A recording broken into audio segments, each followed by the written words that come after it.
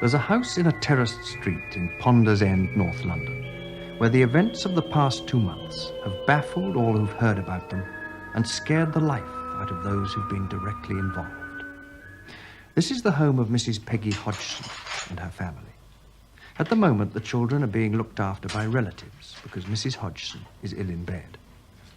The sequence of bizarre happenings which unfolded round these children and their mother in September have made the walls of the house rattle with the impact of flying objects and the sound of mysterious knockings.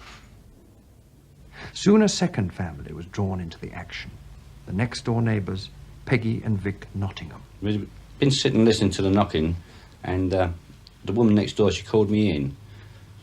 We couldn't make out what it was. I heard the knocking as I walked in the front door, but I went all over the house, checked it, checked the walls, checked everything. Just couldn't make out what it was. So in the end, I thought to myself, well, there's only one thing. I'll call the police. One of the 2 police officers sent to investigate made the following remarkable statement about what they heard and saw in this living room. There were 4 distinct taps on the wall, and then silence. About 2 minutes later, I heard more tapping from a different wall. The other police constable checked the walls, attic, and pipes, but could find nothing to explain the knocking. The eldest son of the family pointed to a chair next to the sofa. I then saw the chair slide across the floor. It moved approximately 3 to 4 feet and then came to rest. I checked the chair, but could find nothing to explain how it had moved. The police definitely wanted to get out of the house. How could you tell? They was as frightened as I was. And then the second night we went back in there again, and we got the same reaction again. We got this knocking. And then this here Lego. I witnessed a box of Lego underneath a chair, but I walked into the room. As I walked into the room, the Lego began to fly. But where it was coming from, I don't know. One piece hit me on the arm. And did it hurt? Oh, it brought a lump up. It caught me on the elbow, and it brought a lump up. And as I one say, tiny little piece? One tiny little piece of Lego. Now, it's not much bigger than a 3/4 inch. But it caught me on the elbow. And as I say, it brought a lump up.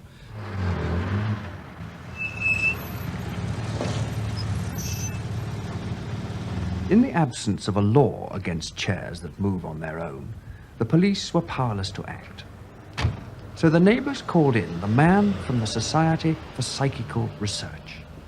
Maurice Gross is an inventor who devotes his leisure to investigating the supernatural. Since coming on the case, he's made several recordings of what he says are unique examples of a poltergeist in action. Tapes can, of course, be faked, but in this one, recorded in a bedroom after the family had gone to bed, the reactions of the Hodgson children to some very strange occurrences seem totally genuine.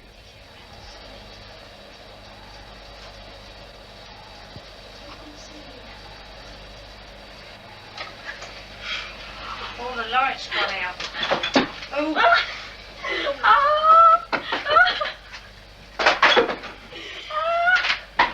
Wait.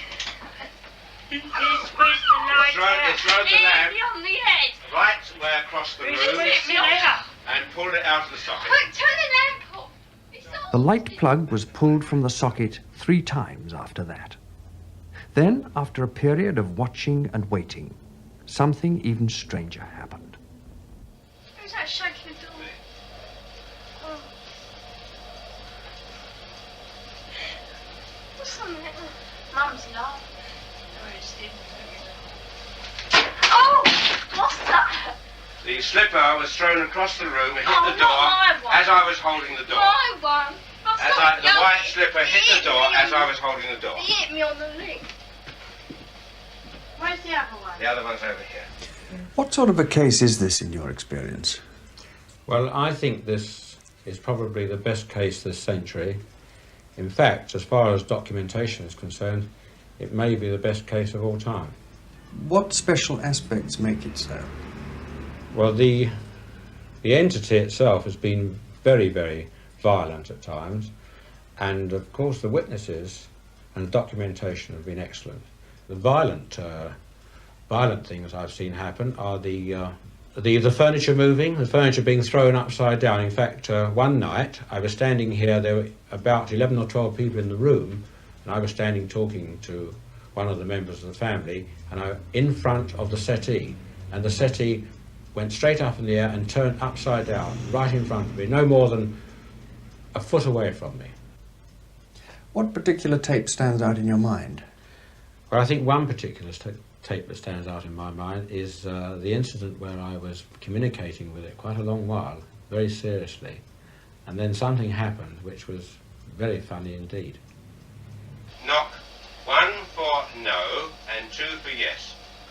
Are you a male spirit? 1 for no and 2 for yes. 2. That's 2. You are a male spirit. Did you used to live in this house? You did.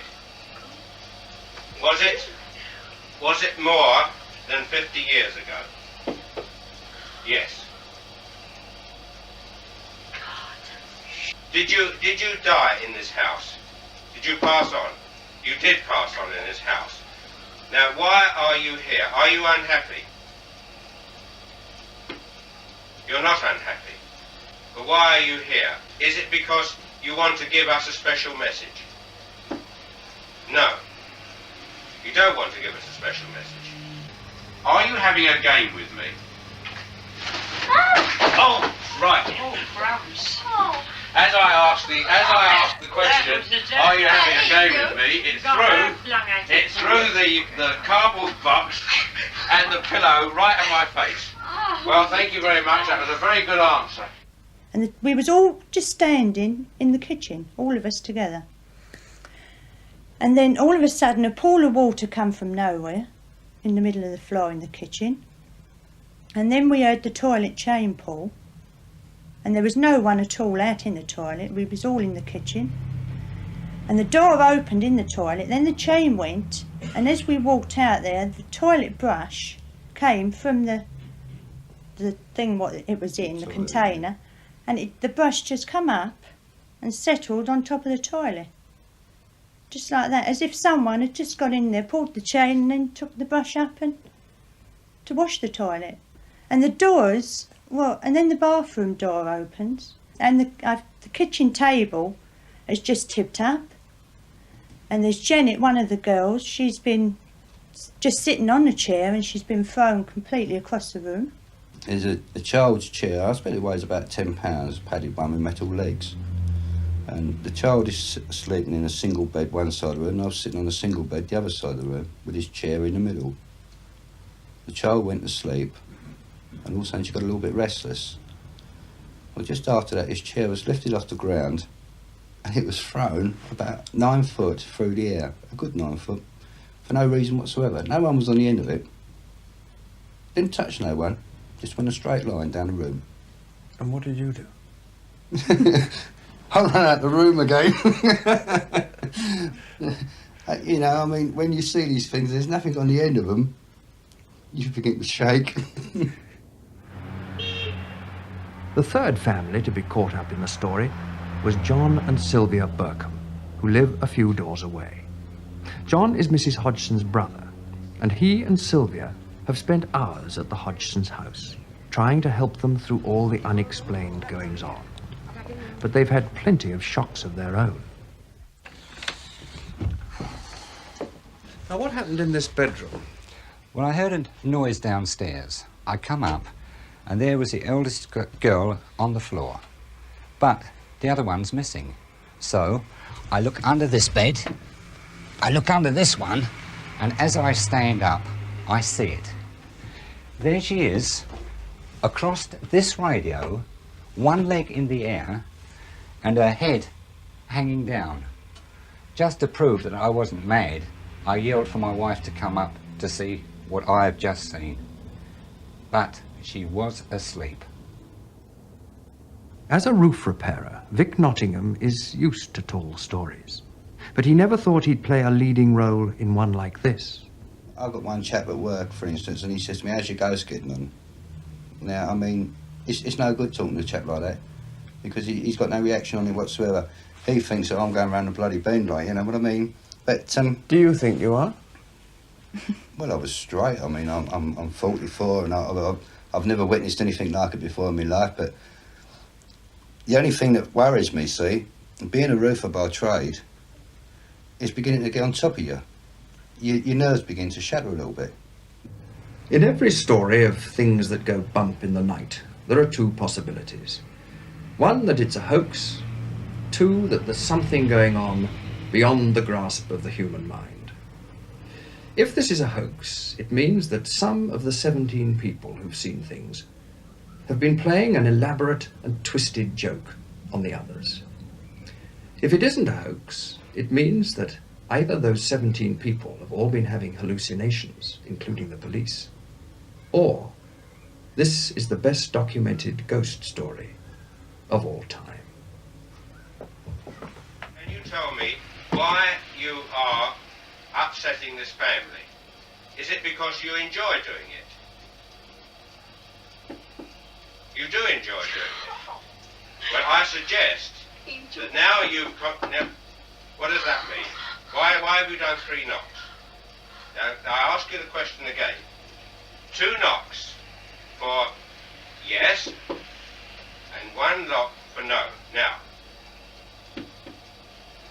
yes, that's right, you understand. Now, do you enjoy upsetting this family? You do?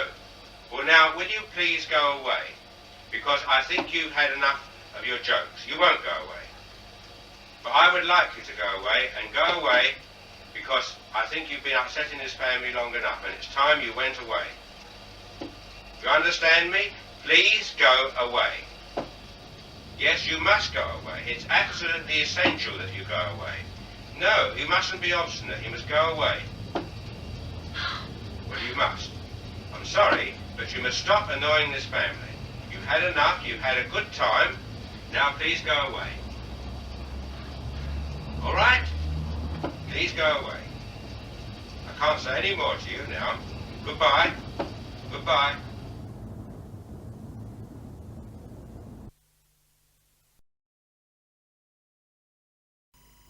These teenage sisters believe they're haunted by a poltergeist.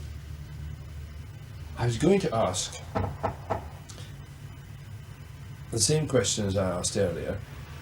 How many voices are there? 600.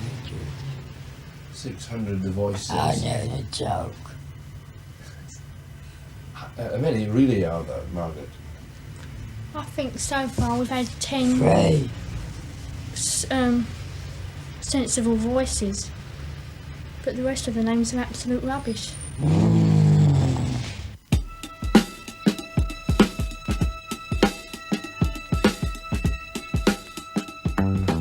11-year-old Janet Hodgson appears to be the focus of many of the strange happenings in Green Street.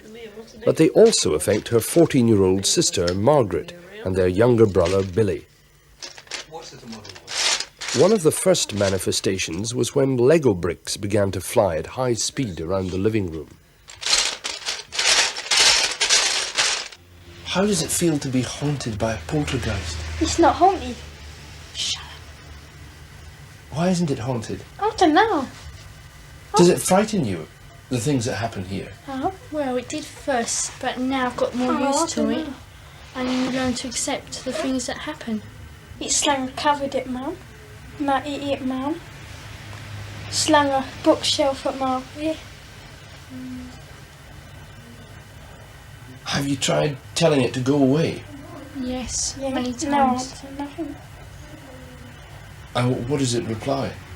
No, it won't. It'll stay another 6-7 years. The local police could find no explanation for the knocking either. They were even more baffled when 2 of their beat constables reported seeing an armchair levitate across the Hodgsons' living room.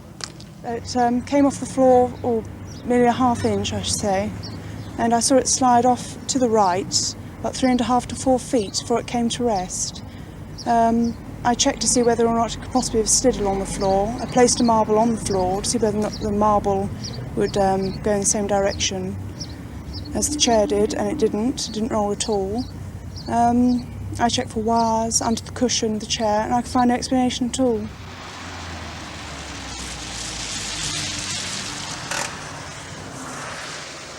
Maurice Gross is an electronics engineer and an investigator for the Society for Psychical Research.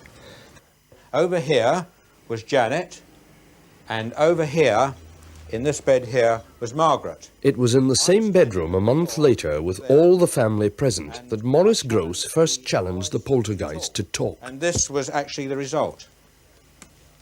You'll hear here the whistling first of all, and then the barking. And here is this noise.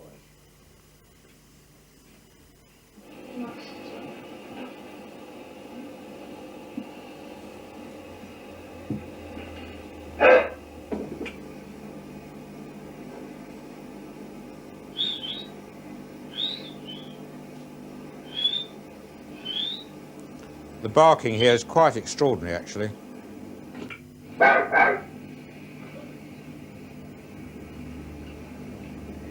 We got a doggy here. I then said to it, you can whistle. I then, as I said on the tape here, I then said to it, if you can whistle and bark and groan, then you can talk. And I asked it to actually say my name. Oh, Johnny. Well, just a minute. We'll try again. I want you to call out my name. My complete name. Maurice Gross. See if you can do that.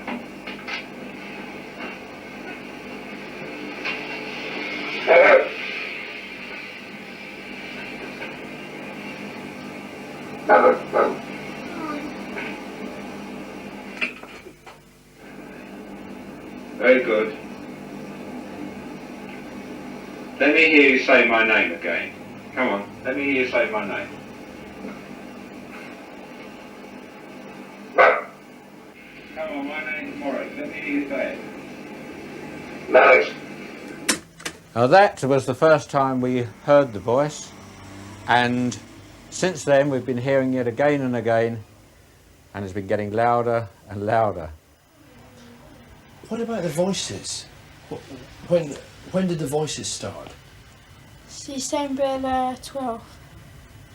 December the 12th? Yes. And how did they start? Well, one night Mr. Gross was talking about it about 8:30. He said, all we need now is the voices to talk. And that night I went to bed and can't remember exactly what happened.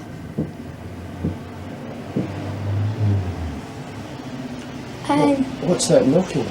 yeah, Can hear it now. Was doing that yesterday morning, and Peggy was on her own. So she come in to us, because it wasn't her. She come in. We sat together and we heard it. And I counted down my knocks, and there was 14 altogether. And it's doing it again now. That was 3 knocks just now. Yes, it goes in 3s and 2s. How we first got contacted, this was when Mr. Gross said, if there's anyone there, knock twice for yes, and if not, 1 for no.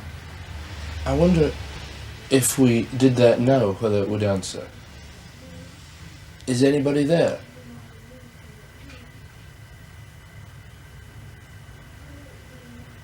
Is anybody there?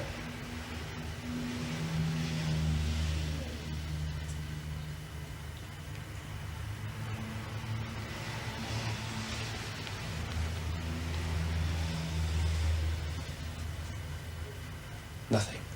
No. It doesn't always do it to order. No, it doesn't. It goes in spasms. Like we're talking now. It may not now, after you've said that, but it won't do it when you want it to, straight away. You know.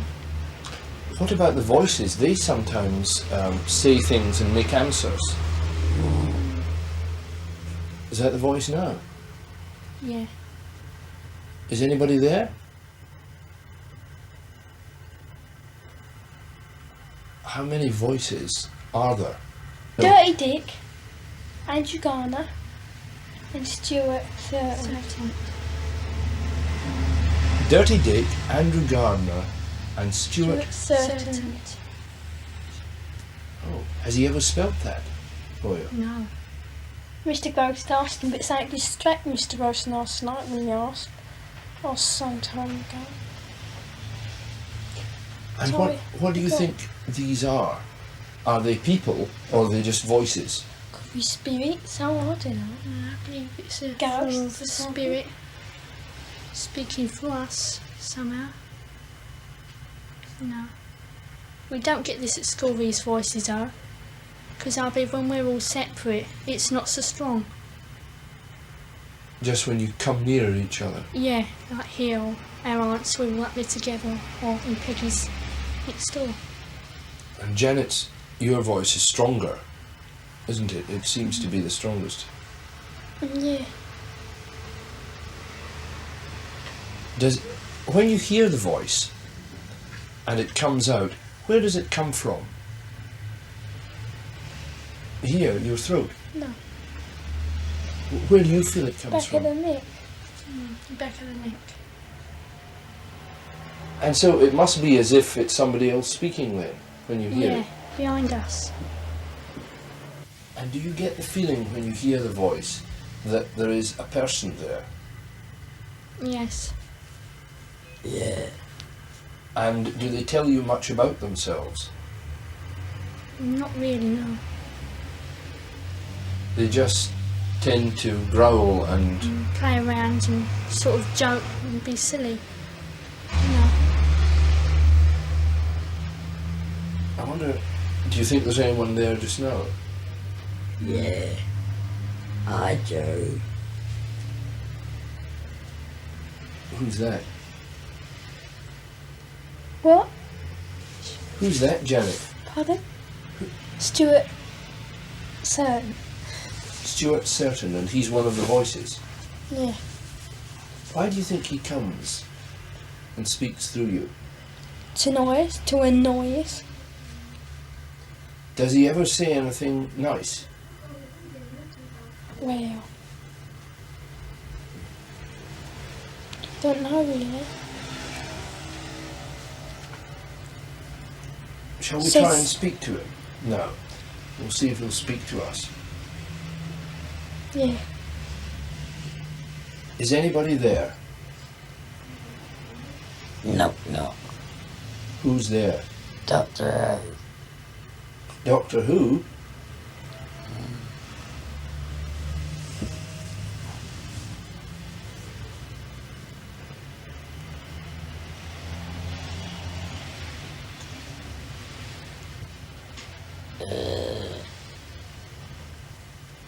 Goose Chasers here.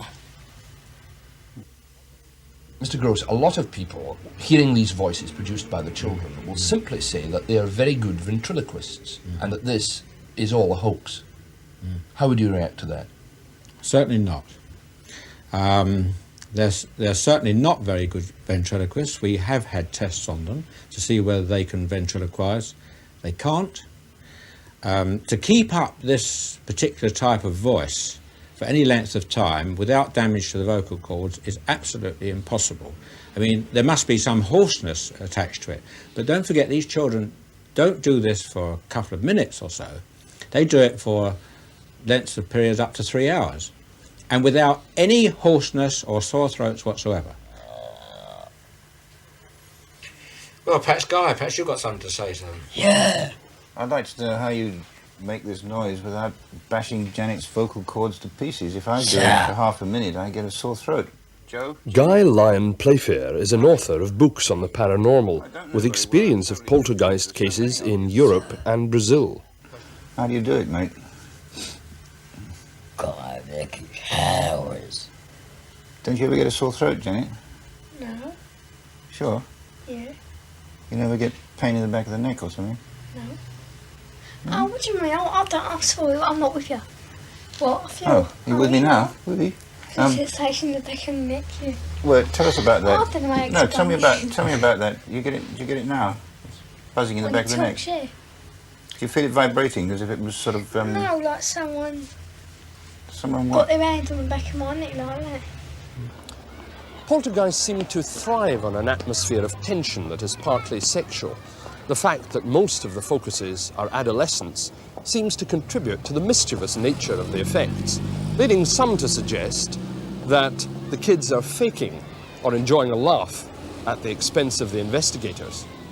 But to create all the bizarre effects that went on in this house either involves a gigantic conspiracy with the neighbours or a disruption in our laws of mind and matter.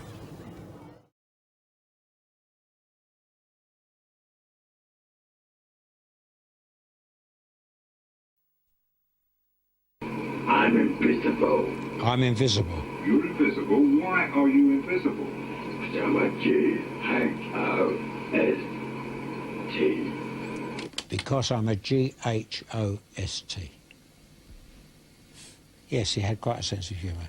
He also used to swear a lot as well. I'm Maurice Gross, and I'm one of Britain's leading psychic investigators. I'm 76 now, and still on the trail of ghosts and poltergeists.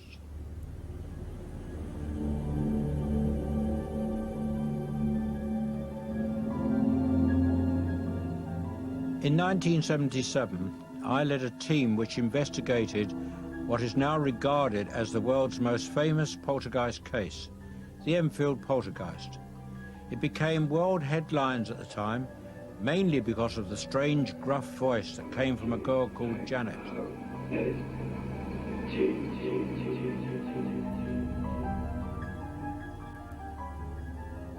Hollywood soon got in on the act, and the makers of several box office hits acknowledged a debt to my case in Enfield. I've never been able to forget that voice. He called himself many names, but mostly Bill or Fred. I still listen to the 180 hours of tapes I recorded during the investigation. Row, row, row, the pub. Jet is down the street. Merrily, merrily, merrily, merrily, lovely pub the train. Now f***ing now. This voice is coming from an 11-year-old girl. Well, perhaps, Guy, perhaps you've got something to say to them. Yeah. I'd like to know how you make this noise without bashing Janet's vocal cords to pieces. If I do it for half a minute, I get a sore throat. Goose chases here. And we found, on analysis, the voice was not made by the larynx, the voice box, but by the false vocal fold, which is above the larynx. And you only use that when you lose your voice and you talk like that. Well, if you talk like that for more than a couple of minutes, you start getting a sore throat. Talk like that for 5 minutes or so, and you're going to start doing damage to your throat. And yet this voice used to speak up to 3 hours at a time. Not continuously, of course, but up to 3 hours at a time without the girl showing any distress at all. Absolutely remarkable. The voice was just part of it. The girl levitated, going from horizontal to vertical in a sixth of a second. Furniture was thrown around the rooms. The house was swarming with journalists. But after 4 days, they were baffled and frightened and called my team for help. A policewoman gave a sworn affidavit of the extraordinary activity she witnessed. Even the ghost chipped in. The death certificate confirmed the truth of what the ghost was saying. Many objects materialised out of thin air. Spoons were bent. Fires broke out spontaneously in the impoverished family's home. The family had to endure practically every known phenomena in a poltergeist case. They were traumatised. They didn't benefit financially and were ostracised by many of their local community. The Enfield poltergeist menaced that family for 18 months. It nearly destroyed their lives. I'm going back to see them for the first time in 20 years. Janet, the girl at the centre of it all, prefers to remain anonymous, but I spoke to her mother and sister. Well, here I am at this famous house in Enfield, and here you see Margaret and her mother, who were very, very involved in this case. You remember the day I first came? Yes, I remember, Mr. Gross, and you was on the case ever since then, onwards, and you saw everything and took note and explained to us You remember when the reporters and journalists were here, how did they carry on? I could see the fear in some of their faces also, and they probably could sense that we was dead scared and wanted to run out any minute. I know I did. My sister did, I know that. I remember one of them came in and he explained to me that I'd got a poltergeist in the house. And I said, what on earth's that? And I nearly fainted when he told me. I didn't even know what it was. In fact, I don't think any of us did. And we couldn't even say the word poltergeist until Mr. Groves from the Psychical Research explained how to say poltergeist. That's me. and also what it actually meant in, was it German? Was it? Yeah, poltergeist, noisy spirit. In the meaning of it effect, also, which he explained to us. What do you say to people who say to you, with you children playing around, what do you say about that? I'd say that's a matter of opinion. If you haven't experienced it, you're going to say that. But it did really happen. It upsets me deep down to think that they can't give us an open mind, the ones that just put it down completely. But all I can say to them is I wish they can experience the same thing as what we went through. They certainly wouldn't say it was false or a fake or it was child playing or anything of that kind. The welfare of people at the centre of poltergeist activity is very important. I believe that most poltergeist activity is actually caused by very high levels of stress. Occasionally you get paranormal entities interacting with us. And this is what I think happened at Enfield. I haven't spent all my years searching for the paranormal. Like everybody else, I had a normal life to lead. When I left school, I was a commercial artist. I did 2 years apprenticeship. You can see on the pictures on the wall, well, actually they are my pictures that I have done. I turned into quite a good commercial artist, in fact. But then the war was looming, and I joined the Royal Artillery, super heavy guns. We had to make a hasty retreat back to Dunkirk, with of course thousands of other troops. And we were bombed and blitzed to hell there. It really was rough going. I suppose I was one of the reasonably lucky ones. I got off on a destroyer. I met Betty at a tea dance in Marble Arch. Always very taken with her, right from the word go. And it was on a Sunday, and I met her on the Sunday, proposed to her on the Thursday, and in 10 weeks we were married. Because everybody said at the time, oh, these war marriages, it would never last, it would never last. Well, I don't know, perhaps it won't. I mean, it's only 51 years now, so I suppose I think I can say it'll last. We've had a good life.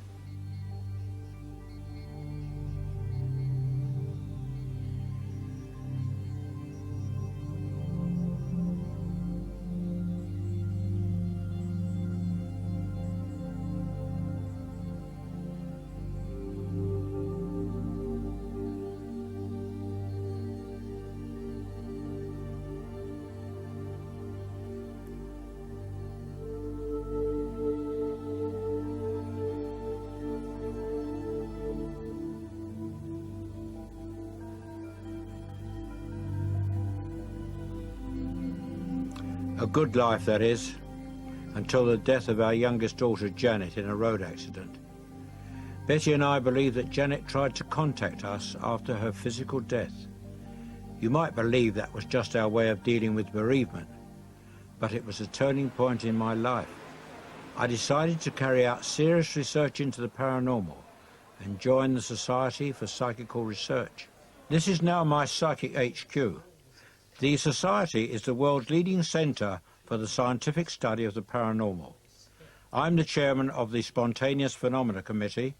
People write to us from all around the country with their strange cases, which we investigate on a non-fee paying basis. Can you recap on who he said was psychologically disturbed?